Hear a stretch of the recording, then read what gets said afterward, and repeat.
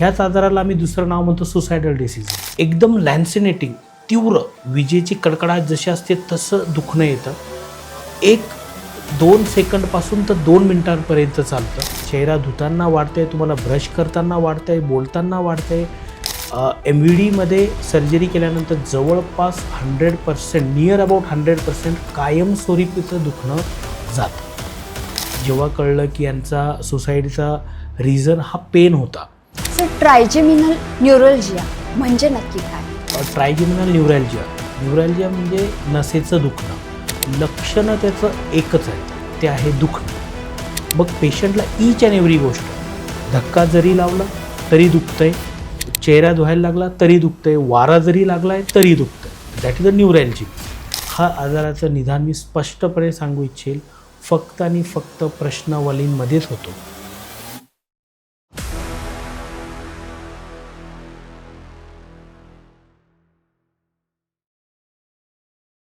मागील भागामध्ये आपण वेगवेगळ्या आजाराविषयी माहिती घेतली. आजही आपण एका नवीन आजारावर माहिती घेणार आहोत, ट्रायजेमिनल न्यूरोलजिया. या आजाराविषयी आपल्याला मार्गदर्शन करण्यासाठी आलेले आहेत छत्रपती संभाजीनगर येथील नामांकित डॉक्टर, ब्रेन आणि spine neurosurgeon doctor Ganesh Rajput sir. Sir, आजच्या पॉडकास्टमध्ये पुन्हा एकदा तुमचं स्वागत आहे. Thank you ma'am. सर, ट्रायजेमिनल न्यूरोलजिया म्हणजे नक्की काय? ट्रायजेमिनल न्यूरॅल्जिया म्हणजे नसेचं दुखणं. ट्रायजेमिनल नर्व ही मेंदूची 5वी नस आहे. तिचं काम आहे की आपल्या चेहऱ्याच्या ज्या संवेदना आहे, जे मी इथे स्पर्श करतो, इथे स्पर्श करतो किंवा इथे स्पर्श करतो आहे, हे वाहून नेणं, हे तिचं काम.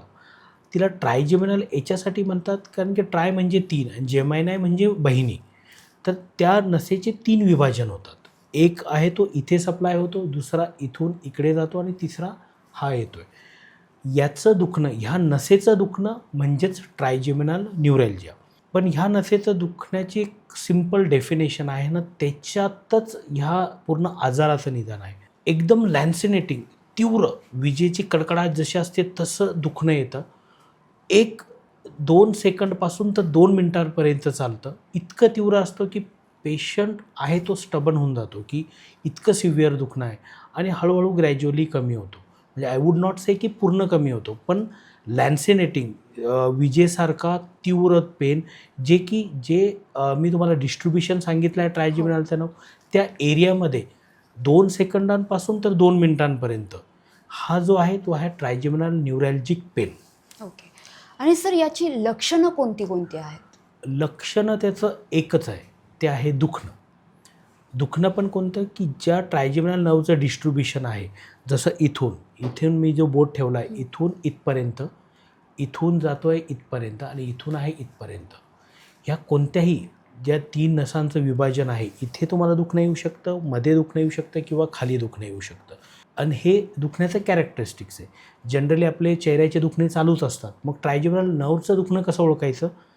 विजेसारखा 2 सेकंदांपासून 2 मिनिटापर्यंत अशी वेदना की जी आपण आयुष्यात कधी बघितलेलंच नाही आहेत. वेदना म्हणजेच ट्रायजेमिनल न्यूरॅल्जिक पेन. आणि सर, याची मुख्य कारणं कोणती कोणती आहेत? मुख्य कारणं, ट्रायजेमिनल न्यूरॅल्जिया हा आजार जर तुम्ही कन्सिडर करत असाल का, तर थोडंसं प्लस मायनस मी म्हणेल की बरोबर आपण बोलतो आहे किंवा नाही बोलत आहे.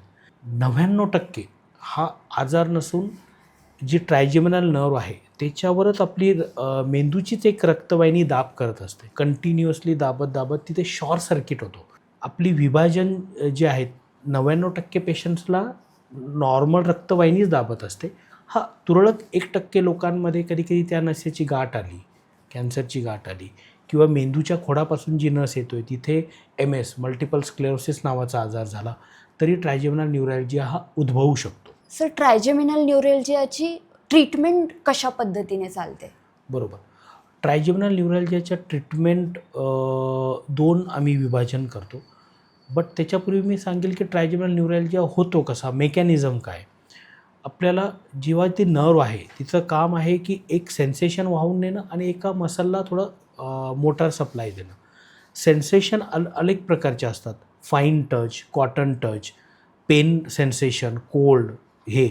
तर हे जे सेन्सेशन आहेत हे छोट्या ट्रॅकने जातात. मायलिनेशन आम्ही त्यांना फायबर्सला डिवाईड केलं आहे मेडिकल लँग्वेजमध्ये, अल्फा बीटा वगैरे. आणि पेन जो आहे तो सी फायबरने वाहून नेतो. That is like express highway. आणि जेव्हा तुमच्या रक्तवाहिनीमुळे तिथे शॉर्ट सर्किट झालं आहे, म्हणजे तुमच्या एक्सप्रेसवेवरनं छोट्या लेनमध्ये तुम्ही डिवायडर ओपन करून ठेवला आहे.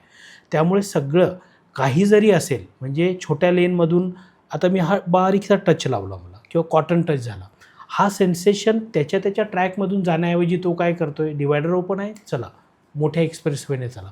मग पेशंटला ईच अँड एव्हरी गोष्ट, धक्का जरी लावला तरी दुखतं आहे, चेहरा धुवायला लागला तरी दुखतं आहे, वारा जरी लागला आहे तरी दुखतं आहे. That is a neuralgic pen.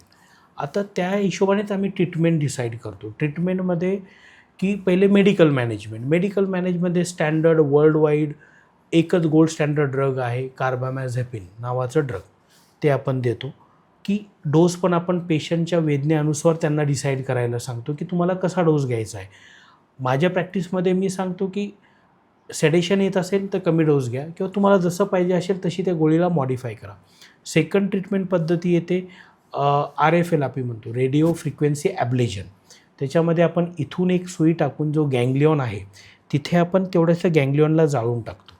पण त्याच्यामध्ये पण पेन हे 92% पीपलमध्ये 5 वर्षात परत जसं तसं पेन येतं. तिसरं आहे जे आहे SRS, म्हणजे रेडिओ सर्जरी म्हणतो आम्ही त्याला, सायबर नाईफही म्हणतो आम्ही. त्याच्यात रेडिएशन देतो आपण. काही ॲक्टर आहेत आपले फेमस ॲक्टर, ट्रायजेमिनल न्यूरॅल्जियाचे, ते घेतात. पण त्याच्यामध्ये पण 3 ते 5 वर्षामध्ये परत पेन येतो आहे. These are the invasive surgeries. म्हणजे मी म्हणेल की याच्यात आपण नर्वला ॲफेक्ट करतो आहे. फायनल आहे MVD नावाची surgery, that is a microvascular decompression. तो मी म्हणेल की ट्रायजेमिनल न्यूरॅल्जियाच्या पेशंटसाठी वरदान आहे. नंबर ऑफ कारणाने. कारण की RFLचे इंडिकेशन्स वेगळे आहेत, की 65 वर्षाचा व्यक्ती आहे, सर्जरीसाठी फिट नाही आहे, कार्डियाक इश्यू आहे, तर RFL करा, कसं तरी पुढे आपण ढकलूया. SRS थोडासा खर्चिक आहे, पेशंट त्याप्रमाणे ॲफेक्ट होतात. MVDमध्ये सर्जरी केल्यानंतर जवळपास 100%, नियर अबाउट 100% कायमस्वरूपीचं दुखणं जातं. हे ट्रीटमेंट पद्धती आपण डिपेंड्स करतो. ईच अँड एव्हरी पेशंट पहिले आपण मेडिकल मॅनेजमेंट हेही ऑप्शन आम्ही देतो. आणि त्या हिशोबाने, कारण की हा आजार क्रिसेंडो पॅटर्नने वाढतो. क्रिसेंडो म्हणजे काय, येणार, काही काळानंतर थोडासा कमी होणार, पण परत येणार आहेत, पण परत त्याच्या दुपटीने येणार, मग परत कमी होतो आणि परत वाढतो. ह्याच आजाराला आम्ही दुसरं नाव म्हणतो सुसायडल डिसीज. बऱ्यापैकी पेशंट याच्यात सुसाईड करायचे पूर्वीच्या काळात जेव्हा ट्रीटमेंट्स नव्हत्या. आत्ताच्या काळातही ज्यांना निदान होत नाही आहे ते सुसाईड करतात काही पेशंट्स. त्यामुळे ट्रायजेमिनल न्यूरॅल्जिया हे म्हणायला हरकत नाही की it's a suicidal disease. Okay sir, तुम्ही आत्ताच बोललात की MVD हे पेशंटसाठी वरदान आहे. तर ही सर्जरी नेमकी कशी असते? मायक्रोव्हॅस्क्युलर डिकम्प्रेशन म्हणजेच MVD. मायक्रो म्हणजे काय, सूक्ष्म. व्हॅस्क्युलर म्हणजे जसं आपण बोललो की कारण 99% लोकांमध्ये काय आहेत की रक्तवाहिनी दाबते, म्हणजे ते व्हेसल म्हणजे व्हॅस्क्युलर. डिकम्प्रेशन म्हणजे काय, कंप्रेशन काढणं, दाब काढणं म्हणजे डिकम्प्रेशन. आपण काय करतो की जी रक्तवाहिनी आहे जी नसेला दाबते, त्या दोघांमध्ये आपण टेफ्लॉन नावाचा एक शॉकअपसारखा पदार्थ तिथे ठेवतो, जेणेकरून रक्तवाहिनी तिथं मेंदूची खोडाची रक्तवाहिनी, तिला आपण काहीच करू शकत नाही. त्या रक्तवाहिनीला बाजूला करायचं आणि दोघांच्यामध्ये तो टेफ्लॉन नावाचा ग्राफ टाकला किंवा अनेक बाकीचेही मटेरियल अवेलेबल ते टाकल्यानंतर ती जी रक्तवाहिनीचा दाब आहे त्या टेफ्लॉनला दाबत असतो, नस मोकळी होते आणि इमिडिएटली आफ्टर सर्जरी पेशंटचं दुखणं गेलेलं असतं. हा आजार होण्याआधीच आपण टाळू शकतो का? हा जसं मी म्हटलो की आजार म्हणणं योग्य आहे का, जर आपण 1% लोकांना वगळलं की ज्याच्यात ट्यूमर आहे, MS आहे, बाकीचे कारणं आहेत, हा आजार नसून थोडंसं देवानेच तसं बनवली आपली रक्तवाहिनी आणि प्रत्येकाची असते आपली, पण काही लोकांना त्याचा त्रास होतो. त्यामुळे असं प्रिकॉशन म्हणून आपण काहीच नाही करू शकत, दुर्दैवाने काहीच नाही करू शकत. या आजाराच्या काही स्टेजेस असतात का, की त्याच्यावरून त्याची ट्रीटमेंट ठरवली जाते? करेक्ट. हा छान प्रश्न आहे मॅम. सुरुवातीला जेव्हा वेदना येतात, जसं मी अगदी ह्या व्हिडिओमध्येच सुरुवातीला बोललो, it's a crescendo pattern. Crescendo म्हणजे वाढत जाणार आहे, फक्त तो येतो आहे, सुरुवातीला कमी असणार आहे. बऱ्यापैकी याचं डायग्नोसिसच होत नाही आहे. कोणती अशी तपासणी नाही आहे की याला डायग्नोसिस करू शकते. आपण MRI करतो आहे, पण MRI हे बघण्यासाठी की बाकीचे 1% रिझनिंग नाही आहेत ना. गाठ नाही येणं, MS नाही येणं, हे करण्यासाठी MRI. हा आजाराचं निदान मी स्पष्टपणे सांगू इच्छेल फक्त आणि फक्त प्रश्नावलींमध्येच होतो. मला पेशंटबरोबर बसावं लागतं. तुला दुखतं कसं आहे, तुझं कॅरेक्टर कसं आहे, दुखण्याचं कॅरेक्टर कसं आहे, किती वेळ चालतो आहे, कधी तुला उद्भवतं आहे, स्पर्श झाल्यावर दुखतं आहे का, तोंड धुताना दुखतं आहे का आपल्याला, काही वारा लागला तर दुखतो आहे का, हे खूप छोटे मायन्यूट डिटेल्स आहेत. याच्यातनं आम्ही ह्या आजाराला डायग्नोसिस करतो. जसं आहे की तुम्ही स्टेजेस हा प्रश्न आपला चालू आहे. अर्ली स्टेजमध्ये बऱ्यापैकी डायग्नोस होत नाही म्हणून पेशंटला असं वाटतं की माझा दातच दुखतो आहे, मग दात काढतात. जितकेही पेशंट आम्ही करतो जवळपास 90 to 99% पेशंटचे दातं काढलेले असतात. कारण की सुरुवातीला तो मिमिक होतो की टूथ पेन आहे की न्यूरॅल्जिक पेन आहे. एक दात काढणार, मग दुसरा दात काढणार, मग तिसरा काढणार, पेनच जात नाही आहे. ह्या स्टेजमध्ये आपण मेडिकल मॅनेजमेंट देतो. काही आहेत की आता मेडिकल मॅनेजमेंटच्या साईड इफेक्ट जास्त होतो आहे गोळ्यांचा, पण तेवढा पेशंटला डेली लाईफ बरोबर जगता येत नाही, कंटिन्युअसली पेन आहेत, तर मग आपण दुसऱ्या स्टेजकडे जातो. पण दुसरी स्टेज म्हणजे काय, एकतर सर्जरी किंवा बाकीच्या RFL किंवा SRS. RFL SRSचं फक्त इंडिकेशन्स आहेत की आपण काही काळ टाळू शकतो आणि ज्यांना सर्जरीसाठी जे पेशंट फिट नाही आहेत, MVDसाठी जे पेशंट फिट नाही आहेत, त्यांना आपण हे दोन पर्याय देतो. पण प्रोव्हायडेड दॅट की हा पेन परत त्यांना येणार आहे, हे त्यांना आपण काउन्सलिंग करूनच सांगतो. MVD is a end stage की ज्याच्या जवळपास आपण नियर अबाउट 100% त्यांचं लाईफ लाँग पेन घालवू शकतो. आणि ट्रायजेमिनल न्यूरोलजिया झालेल्या पेशंटला काय काय फेस करावं लागतं? ट्रायजेमिनल न्यूरॅल्जिया दुर्दैव असं आहे की जसं मी म्हटलो की म्हणजे डायग्नोसिसच होत नाही, निदानच होत नाही आहेत पेशंटचे. त्यामुळे ते पेशंट्स फक्त दुखणं आहेत, काहीतरी पेन किलर घेणार, हळूहळू जसे काही काही पेशंट्सला दात गमवावे लागत आहेत लवकर निदान न झाल्यामुळे. आणि त्याच्यानंतर जेव्हा निदान होतो मग प्रश्न संपतो की आपल्याला विशेष ज्या त्या फॅकल्टी आहे न्यूरोसर्जिकल कम्युनिटीकडे जेव्हा ते जातात तेव्हा त्यांचं निदान होऊन त्याच्यावर मग आपल्याला ट्रीटमेंट फायनलाइज होते. सर, MVD सर्जरीनंतर पेशंट किती काळाने बरा होतो, किती काळानंतर तो त्याचं डेली काम करायला लागतो? जसं ही मायक्रोव्हॅस्क्युलर डिकम्प्रेशन सर्जरी आहेत. सर्जरीची स्वतः रिस्क एक 100 पेशंटमधून एखाद्या पेशंटला काहीतरी थोडाफार त्रास होणार. म्हणजे आपण जी रक्तवाहिनी बाजूला करतो आहे ती स्पाझममध्ये जाणार, आकसणार, त्याच्यामुळे कधीकधी छोटा मोठा स्ट्रोक बसू शकतो. हे कॉम्प्लिकेशन जर वगळले तर MVD नंतर आपण दुसऱ्या दिवशीच पेशंटला चालवतो. म्हणजे माझी हॅबिट आहे की जो पेशंट ब्रश करत नाही आहे वर्षानुवर्ष कारण की त्याला दुखतं आहे, तर ते ब्रशही करत नाहीत ते पेशंट, इतकं दुखतं. त्यामुळे आम्ही दुसऱ्या दिवशी त्यांना ब्रशिंग सांगतो, दुसऱ्या दिवशी चालायला सांगतो आणि त्याच्या दुसऱ्या दिवशी आम्ही शक्यतो त्यांना डिस्चार्ज करून टाकतो. एक 5-6 दिवसाचा घरातल्या घरात चालणं फिरणं आणि रेस्ट, आणि त्याच्यानंतर तो उर्वरित कामाला लागू शकतो. आपल्याला अशा एखाद्या पेशंटची स्टोरी सांगता येईल का की ज्याचं आयुष्य MVD सर्जरीनंतर एकदम बदलून गेलं? MVD मायक्रोव्हॅस्क्युलर डिकम्प्रेशन म्हणजे जी की ट्रायजेमिनल न्यूरॅल्जियासाठी जी सर्जरी आहे.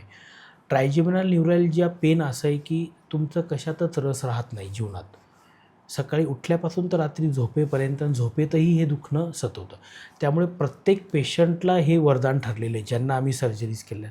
पण असे असतात ना की काही पेशंट जे आहेत ते मलाही आज रिमाइंड होतात की 1-2 पेशंट आहेत माझे ज्यांना अगदी नाव पाहिजे असेल तर आपण त्या लिंक बॉक्समध्ये देऊयात की त्यांनी सुसाईड केलेले आहेत. बापरे. सुसाईड इवन म्हणजे हात कापून आपल्यापर्यंत आलेत. जेव्हा कळलं की यांचा सुसाईडचा रिझन हा पेन होता, त्याच्यानंतर मी त्यांची सर्जरी केली आणि दॅट पेशंट की अजूनपर्यंत ते विसरलेले नाही आहेत. म्हणजे कोणत्या ना कोणत्या मार्गाने म्हणजे त्यांनी कधी काही पेशंट्सने तर हा ध्यासच धरला आहे की महिन्याला तर 1 दिवस काढतात की ह्या आजाराचा प्रचार करायला, जेणेकरून माझे काही आर्टिकल्स असतील ते सर्क्युलेट करतात. कोणताही पेशंट असं चेहऱ्याचा आहे, दुखतोय, तर त्याशी बोलतात, आमच्याकडे पाठवतात, जेणेकरून हा आजार आहे का सर, माझ्यासारखा याला आजार आहे, त्याला पहिले बाहेर करा, कारण की ते याच्यातनं गेलेले आहेत. अशा इन्स्पायरिंग 2 ते 3 स्टोरीज आहेत की ज्यांनी सुसायडल अटेम्प्ट्स केलेले आहेत. वैजापूरचा एक पेशंट आहे, एक बुलढाणाचा पेशंट आहे, ज्यांचं मी अगदी लिंक बॉक्समध्ये नाव आणि आपण नंबरही देऊ शकतो. सर, सर्वसामान्यपणे लोकांनी याचं निदान कसं करायला हवं? छान प्रश्न आहे मॅम. जसं की ट्रायजेमिनल न्यूरॅल्जिया कोणत्या इन्व्हेस्टिगेशनने डायग्नोज नाही होते, कोणत्याही तपासणीने डायग्नोसिस नाही होते. सिम्पल आहे हे वाक्य पॅराक्झिस्मल लॅन्सिनेटिंग. पॅराक्झिस्मल म्हणजे कसं, आता तुम्ही वीज कशी कडकते, पॅराक्झिस्मल म्हणजे अचानकपणे, लॅन्सिनेटिंग म्हणजे एकदम तीव्र अचानकपणे चेहऱ्यावर आलेलं दुखणं, जे की 2 सेकंदांपासून तर 2 मिनिटांपर्यंत राहतं आहे, जे स्पर्श केल्यानेही वाढतं आहे, चेहरा धुताना वाढतं आहे, तुम्हाला ब्रश करताना वाढतं आहे, बोलताना वाढतं आहे, जेवण करताना वाढतं आहे, चावताना वाढतं आहे, म्हणजे हे ट्रायजेमिनल न्यूरॅल्जिया आहे. स्पष्टपणे हे जरी प्रेक्षकांनी समजून घेतलं तरी आपण याच्यावरच निदान करू शकतो.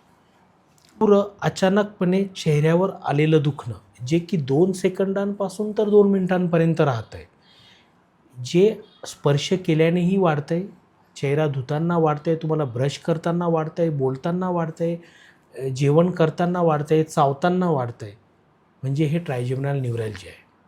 स्पष्टपणे हे जरी प्रेक्षकांनी समजून घेतलं तरी आपण याच्यावरच निदान करू शकतो. ट्रायजेमिनल न्यूरोल्जिया या आजाराविषयी अगदी सोप्या आणि सुंदर भाषेत सरांनी आपल्याला मार्गदर्शन केलं. त्याबद्दल डॉक्टर गणेश राजपूत सर यांचे खूप खूप आभार.